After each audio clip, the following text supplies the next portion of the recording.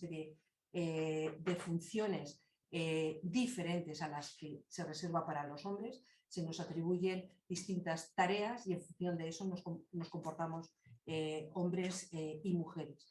Esas funciones y tareas no son funciones o tareas naturales, no es algo que vaya implícito a la naturaleza de ser hombre o implícito a la naturaleza de ser mujer, sino que son toda una serie de creencias, rasgos de personalidad, actitudes, sentimientos, valores, conductas, actividades, etcétera, etcétera, que son construidas y que, como digo, determinan unas determinadas relaciones de poder en la que los hombres ocupan una posición hegemónica respecto a las mujeres, que ocupamos una posición subordinada. Además, el patriarcado se va adaptando a las distintas etapas que ha ido pasando la humanidad y sigue vigente en su fondo. Como veis, lo que os contaba, la forma cambia, pero en realidad el fondo, el contenido, los mandatos de géneros van perviviendo, van prolongándose a lo largo del tiempo, van prolongándose, como digo, a lo largo del tiempo. Bien.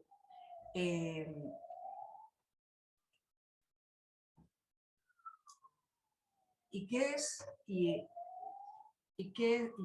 en esta pervivencia del tiempo hay algo importante en la perpetuación de ese poder y en la relación asimétrica de poder entre hombres y mujeres. Es muy importante la distinción entre sexo y género. En muchas ocasiones se confunden ambos términos, no son términos sinónimos, sexo no es lo mismo que género, pero en muchas ocasiones se confunden e incluso desde las distintas instituciones, y eso lleva aparejadas importantes consecuencias, como veremos y como hablaremos y como luego supongo que tendremos ocasión de debatir. ¿Qué es el sexo? Pues cuando hablamos de sexo hablamos en sentido completamente biológico. Un hombre con todos los cromosomas XY, mujeres con cromosomas XX. Hace referencia el sexo a las características biológicas de los hombres y a las características biológicas de las mujeres, que son universales y que son científicas. Los hombres nacen con unas determinadas características biológicas, las mujeres nacemos con unas determinadas características biológicas también.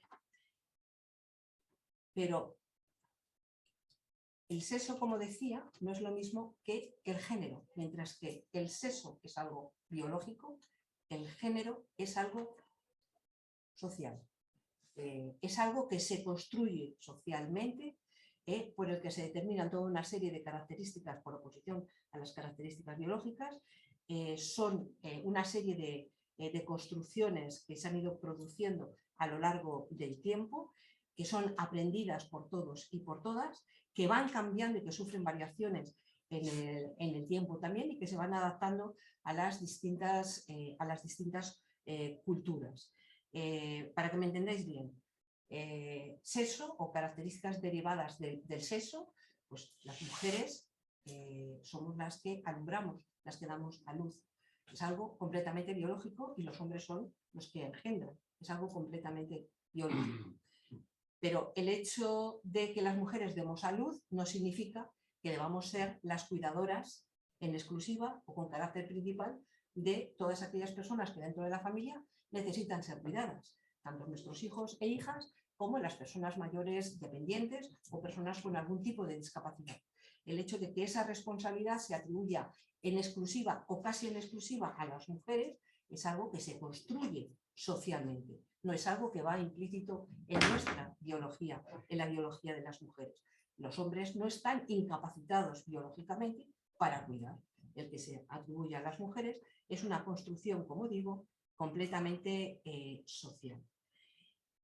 Bien, pues aquí está el foco, el eje de este concepto de género, la construcción social de lo que es género y lo que se atribuye a hombres y mujeres con esa construcción social y las características que se atribuyen a hombres y mujeres y lo que se espera de un hombre o de una mujer por esa construcción social que se asocia a la biología mujer, a la biología hombre, es la construcción o donde se basa la teoría o el núcleo de la teoría feminista.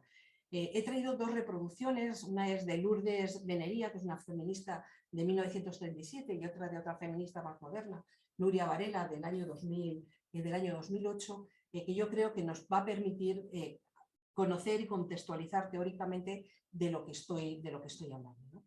Pues Lourdes dice así, ¿no? El concepto de género puede definirse como el conjunto de creencias, rasgos personales, actitudes, sentimientos, valores, conductas y actividades que diferencian a los hombres y a las mujeres a través de un proceso de construcción social que tiene varias características. En primer lugar, es un proceso histórico, lo que os acabo de contar desde el principio de la historia, desde los primeros filósofos y pensadores hasta hoy, ¿no? Es un proceso histórico que determina, que construye qué se debe entender por mujer, qué se debe entender por hombre, cómo se comportan los hombres, cómo se comportan las mujeres, ¿no?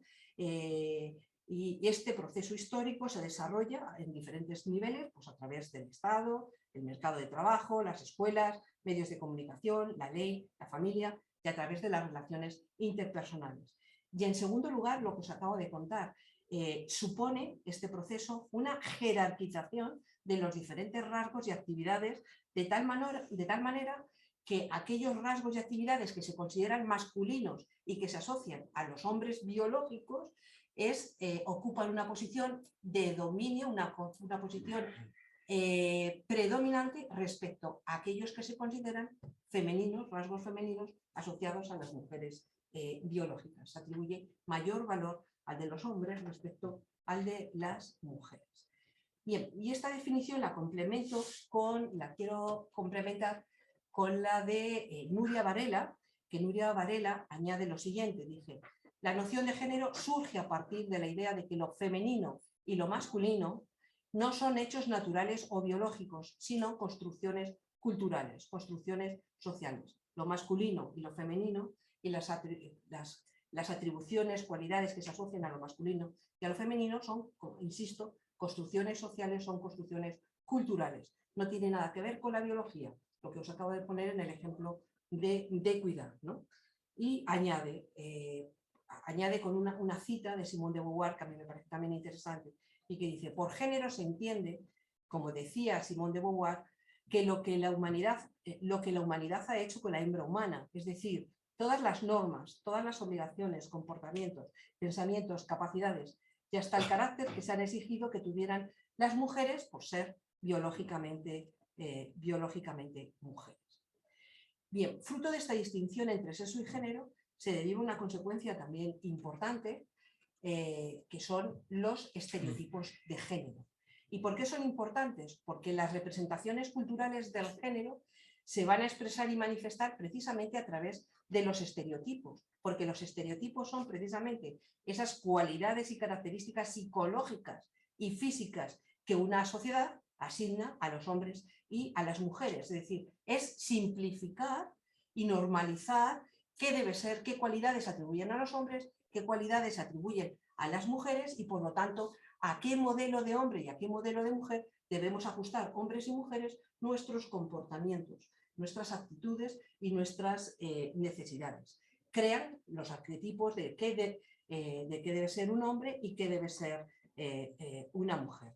Y además, esos estereotipos de género influyen precisamente porque establecen una jerarquización de los estereotipos, esa jerarquización de lo que se hablaba, lo masculino por encima de lo femenino, con un valor dominante, preponderante respecto a lo femenino, que ocupa una posición subordinada. Bien, y desde ese punto de vista, como digo, normalizan las diferencias, que las atribuyen como si fuera algo natural atribuido a la biología y, por lo tanto, en esos términos, pues también contribuyen a la discriminación o a la posición desigual que ocupamos las mujeres respecto a las mujeres, a los hombres.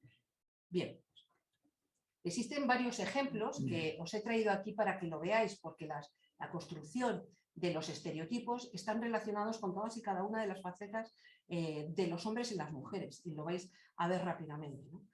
Los estereotipos van a influir en nuestro propio aspecto físico, en el aspecto físico de los hombres y de las mujeres. ¿Cómo? Pues a través del arte y a través de los medios de comunicación, la publicidad. Por ejemplo, si pensamos en fotografías de hombres y de mujeres, pues el atractivo masculino, lo que se considera el atractivo masculino, va asociado a un hombre, a un cuerpo fuerte y vigoroso. Y sin embargo, el atractivo femenino normalmente se asocia a un cuerpo delicado y frágil. A los cuerpos femeninos se les da muchísima importancia a la belleza, a la apariencia, y eso implica la exigencia de tiempo y dedicación para conseguirla, con los problemas que esto implica incluso para la salud de las mujeres, especialmente para nuestras jóvenes y adolescentes, ¿no? Problemas como la anorexia o la bulimia para ajustarse a un determinado patrón de belleza. Pero ¿esto qué consecuencias tiene en nuestra vida diaria? Pues mirad, pues unas consecuencias muy importantes. Como a las mujeres se nos asocia la belleza, pues las mujeres venimos en muchas ocasiones a identificar que nuestro éxito va a ir vinculado a la belleza más que a nuestras capacidades intelectuales. Mientras que los hombres, y esto va relacionado también con la cosificación del cuerpo femenino, es decir, la publicidad, la propaganda, etcétera, cuando promueve un determinado ideal de belleza, y además un determinado ideal de belleza muy sexualizado, que desgraciadamente cada vez se va extendiendo más a nuestras jóvenes y muy preocupante para nuestras niñas también, pues se perpetúa un ideal que se considera a las mujeres o se nos configura como un mero objeto social alejado de nuestra individualidad, alejado a nuestra consideración de ser humano. Se nos concibe como un objeto y no como un ser humano con el que intercambiar en plano de igualdad pues una relación, ¿no? Y mantener relaciones interpersonales. Pero la consecuencia del ideal de belleza, del ideal físico que se relaciona con los hombres, pues hace también que a los hombres se considera que su éxito, o consideren que su éxito va vinculado a la fuerza, al ingenio y también a su actitud, a su comportamiento deportivo. Y los estereotipos también se relacionan con las capacidades intelectuales.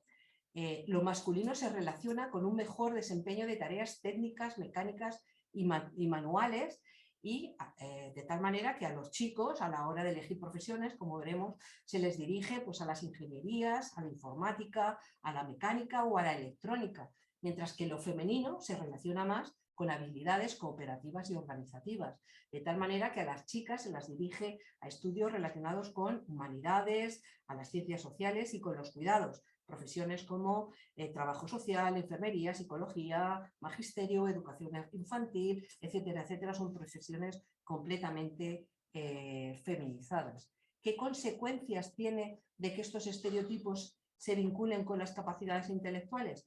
Pues la elección de las diferentes profesiones, como acabo de decir. Las mujeres vamos a elegir profesiones relacionadas con los cuidados, al ser profesiones feminizadas tiene menor prestigio social y la consecuencia también de que están peor remuneradas que las profesiones que están masculinizadas. Y eso, las mujeres, como bien sabéis, somos mayoría en la universidad, pero somos mayoría en la universidad precisamente en este tipo de profesiones, porque los hombres, por el contrario, el tipo de profesiones que eligen son profesiones en las que llamamos en las carreras STEM, ¿no? Carreras científicas, matemáticas, tecnológicas, a las que se atreverán animados precisamente por toda la sociedad, porque se atribuyen ese carácter de valentía y de superioridad, de inteligencia, etcétera, que se les atribuye, ¿no? Aquí es muy importante, por ejemplo, valores como el fútbol, algo como el fútbol, a todos los niños desde tan pequeños se les anima a ser un futuro Messi, a ser un futuro Benzema, y eso no tiene el equivalente para las niñas. A las niñas las anima a ser buenas, a ser guapas y a ser dóciles sobre todo, ¿no? No a ser grandes científicas, de ahí la importancia de la ciencia, ¿no? Pensad que la importancia de que cada vez más las mujeres participemos en las carreras STEM, y aquí un dato muy preocupante, puesto que si hace unos años estábamos en torno en las carreras, en las ingenierías, sobre todo en la ingeniería informática, que es el futuro, donde está el empleo, donde está el empoderamiento para el futuro, o sea, ahí éramos mayoría las mujeres, hace unos años estábamos en un 30%, en los últimos datos se ha producido un descenso a un 26% y un 27%, es decir, estamos descendiendo en las carreras informáticas, que es donde está el futuro, y sin embargo una abrumadora mayoría pues, en profesiones pues, como pues, puede ser pues, la enfermería, educación, etcétera, etcétera, ¿no? Que está muy bien, pero a la hora de elegir, como digo, tiene mucho peso pues lo que vemos, ¿no? los estereotipos, ¿no? Los estereotipos también nos van a influir, no solo lo que he dicho, en nuestra apariencia, en nuestra capacidad intelectual, sino también en la dimensión afectiva y emocional. Lo masculino se suele relacionar con el control emocional, lo masculino, el control emocional, la no expresión de los sentimientos, los hombres no lloran, la racionalidad, la resolución de los conflictos, con la fuerza y la competitividad, mientras que a las mujeres los femeninos asocia, los estereotipos femeninos asocian a una mayor afectividad y emotividad. Se ve normal que las mujeres lloremos, que las mujeres dialoguemos y que nos consolemos o que consolemos y además que tenemos una predisposición natural al amor. Y luego hablaré y me detendré específicamente en el amor y en el ideal del amor romántico. No sé cómo vamos de tiempo. Bueno, ya estamos con media hora, si te parece, puedes ir. Bueno, pues me queda todavía mucho, pero sí que quería comentar. En las consecuencias, muy rápidamente, consecuencias de la dimensión afectiva y emocional. Pues las mujeres vamos a tener menos autoestima que los hombres van a tener una autoconfianza en sí mismos mayor que nosotras.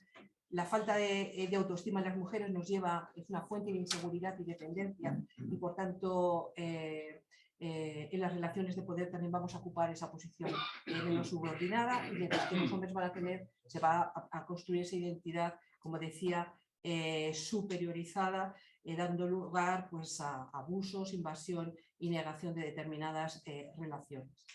En las relaciones intersociales también comentar, voy pasando rápidamente, a la hora de cómo se configuran a nuestros chicos, y esto me interesa verlo por lo que voy a decir después, ¿no?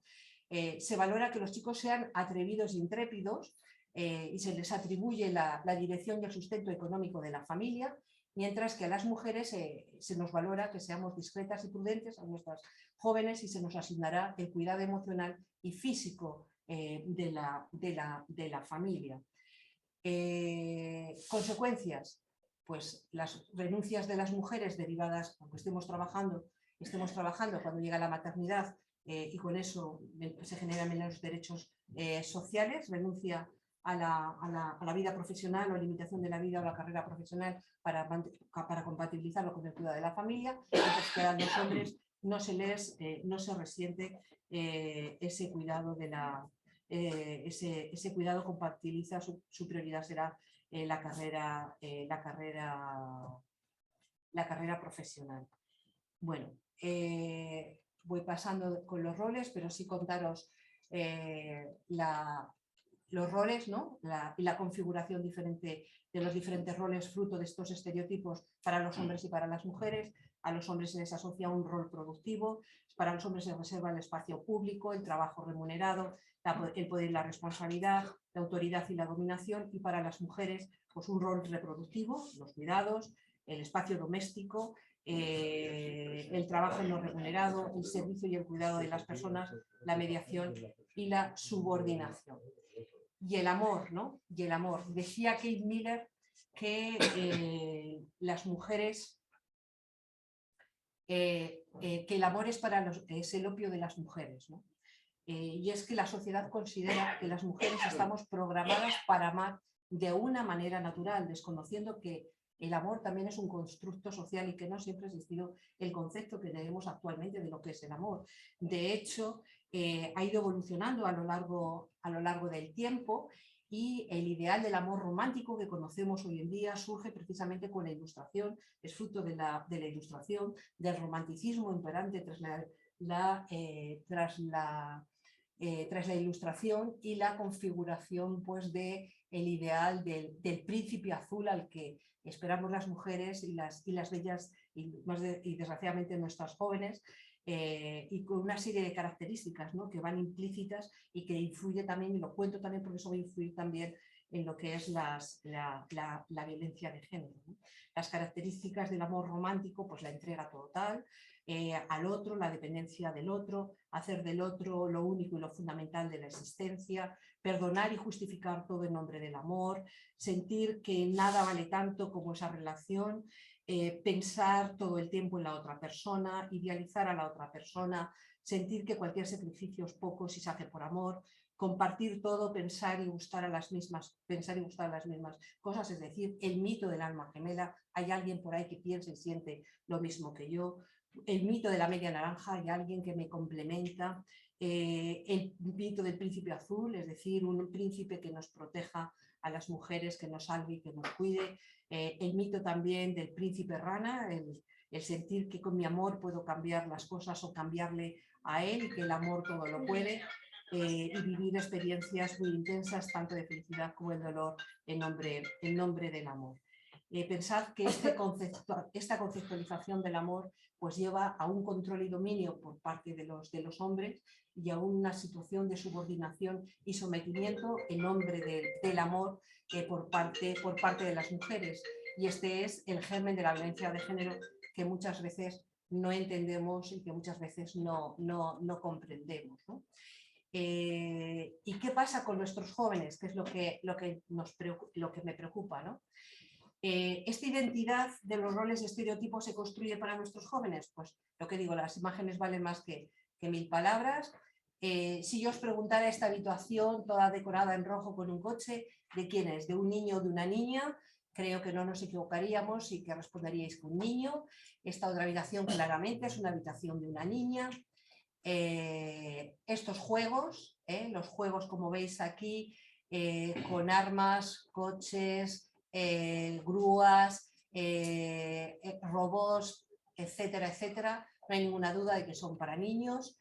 Y estas otras, fijaros, si yo os preguntara, tampoco hay ninguna duda de que son para niñas. Mirad lo que os he dicho del ideal del amor romántico. Hay un videojuego, como veis ahí, que es dirigido a niñas, que es My Boyfriend, ¿no? Mi novio. Es decir, un juego para las niñas, mientras que los niños juegan a las guerras y a matar y a disparar a marcianos, o al fútbol, por ejemplo, las niñas juegan pues a sus novios, ¿no? A cuidar, como veis, el carrito con la niña, la belleza, la cocinita, etcétera, etcétera. Pensar que los juegos son muy importantes porque ayudan a construir la identidad tanto de los chicos, tanto de los niños como de las niñas, y son ensayos de lo que vamos a ser de mayores. Por lo tanto, todas esas estereotipos y roles que se asocian a hombres y mujeres, como veis, desde el principio a través de los juegos, pero a través de los cuentos, las canciones, las películas, etcétera, etcétera, se van a ir construyendo. Mirad los juegos, mientras las niñas están jugando a las cocinitas, los niños ahí guerreando con las pistolas, el fútbol, el deporte del que os hablaba, las niñas aquí jugando a maquillarse, a juegos de almohadas, con las muñecas, como veis, comportamientos completamente distintos. Todo esto influye en la personalidad. Las películas, mirad, os he traído la fotografía de esta película, porque no solamente la película, sino también los libros de Crepúsculo son dos referentes importantes para nuestra juventud y son muy importantes porque aquí es una consagración plena de lo que es el ideal del amor romántico, ¿no? Es un vampiro, si no la conocéis la serie, son 3 películas, son 3 libros, máxima venta, máximo seguimiento por nuestros jóvenes. Como digo, la consagración del ideal romántico de los que os hablaba. La chica se convierte en vampiro por amor. Él le advierte que es vampiro y que la va a maltratar, que no os controla, es su propia naturaleza y que la va a agredir, y ella dice: no pasa nada, yo te quiero, te voy a poder cambiar. Lo que hablaba del ideal del amor romántico, yo lo puedo soportar, y se transforma en vampiro por amor, ¿no? O sea, terrible, y esto es lo que están nuestros jóvenes, mirar si influye. Tanto influye que en la Federación de Mujeres Progresistas hicimos un estudio en el que las conclusiones del estudio fueron importantes. Una de ellas, la respuesta de que siguen asociando a nuestras chicas y nuestros chicos, fue un estudio que hicimos en varios institutos de España, una muestra de 2000 jóvenes de edades de 16 a 18 años, y respondían que las chicas, las características de las chicas es que fueran tiernas y, a ver, perdonad, tiernas y comprensivas, y las características de los chicos que fueran agresivos y valientes, y también en las relaciones afectivas varias consecuencias importantes. Una de ellas, la consideración de los celos como una prueba de amor. si no me deja que me relacione con mis amigos es porque me quiere, si no me deja que vista de determinadas maneras es porque me quiere. También el papel protector. El 82% de los chicos y de las chicas era superior el valor de las chicas que respondieron sobre los chicos, consideraban que los chicos debían proteger a las chicas, recordar el ideal del amor romántico del que hablaba anteriormente, y el 80% consideraban que las chicas deben complacer a sus novios. Si los chicos deben protegerte y tú debes complacerlo, ahí está el germen de la violencia de género y la sumisión y la dominación de la que hablaba yo anteriormente, de los roles y los estereotipos que nos configuran cómo somos los hombres y cómo somos las mujeres. Un dato muy preocupante, y es que los estudios realizados, por ejemplo, el año pasado por el Centro Reina Sofía, puso de manifiesto que los chicos entre los 15 y los 29 años, nuestros jóvenes, 1 de cada 5 considera que la violencia de género es un invento, que es un invento de las feministas y que la violencia de género no existe. El dato es preocupante, 1 de cada 5, pero además es todavía más preocupante porque este mismo estudio se hizo en el año 2017 y los datos del año pasado han duplicado el número de jóvenes respecto al anterior. Es decir, que el discurso negacionista de la violencia de género ha calado y cala, cuando los datos lo que nos ponen de manifiesto es exactamente lo contrario, ¿no? Esa desigualdad que es el germen, la desigualdad, los roles, el género, que es el germen de la violencia de género, lo que nos lleva es a datos tan escalofriantes como que en el mundo 1 de cada 3 mujeres, perdonad que no lo he pasado, ya se puede ver aquí, datos tan escalofriantes como que 1 de cada 3 mujeres en el mundo han sufrido violencia por el hecho de ser mujeres, que donde más se sufre violencia es en el seno de la pareja, precisamente porque debe protegerte, que el 88% de los feminicidios se deben a violencia dentro de la pareja, como decía, que en España, desde que hay datos en el año 2003, 1.171 mujeres a fecha de hoy han sido asesinadas, que 38 mujeres ya han sido asesinadas ya en lo que va de año, que en España 1 de cada 2 mujeres mayores de 16 años hemos sufrido o han sufrido violencia por ser mujeres, lo que nos da la escalofriante cifra de 11.688.411 mujeres. Es decir, datos que no se sostienen, y nuestros jóvenes, he traído más datos, pero lo pongo de manifiesto sobre todo para ponerlo en relación con que 1 de cada 5 de nuestros jóvenes dicen que esto es mentira, ¿no? Sí, concluyo. Con todo esto entenderéis y comprenderéis lo que decía al principio, ¿no?